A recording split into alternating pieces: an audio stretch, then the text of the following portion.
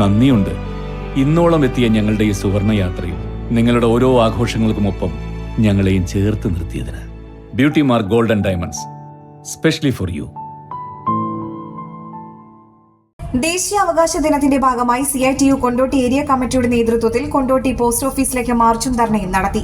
Labour കോഡുകൾ പിൻവലിക്കുക, സ്വകാര്യവൽക്കരണവും ആസ്തി വിൽപ്പനയും അവസാനിപ്പിക്കുക, മിനിമം വേതനം 26,000 രൂപയാക്കുക, അംഗൻവാടി, ആശ, സ്കൂൾ, പാചകം, പാലിയേറ്റീവ് എന്നീ രംഗത്ത് പണിയെടുക്കുന്ന സ്കീം വർക്കേഴ്സിനെ തൊഴിലാളികളായി അംഗീകരിച്ച EPF, ESI, പെൻഷൻ തുടങ്ങിയ ആനുകൂല്യങ്ങൾ നൽകുക തുടങ്ങിയ മുദ്രാവാക്യങ്ങൾ ഉയർത്തി കേന്ദ്ര സർക്കാർ സ്ഥാപനങ്ങളിലേക്ക് രാജ്യവ്യാപകമായി CITU നടത്തുന്ന സമരത്തിന്റെ ഭാഗമായായിരുന്നു കൊണ്ടോട്ടി പോസ്റ്റ് ഓഫീസിലേക്ക് തൊഴിലാളികൾ മാർച്ചും ധർണയും നടത്തിയത്.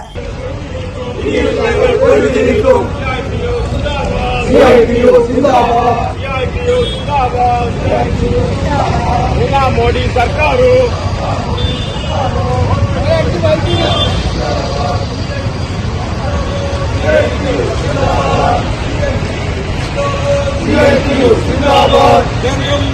ഭരണക്കാരുടെ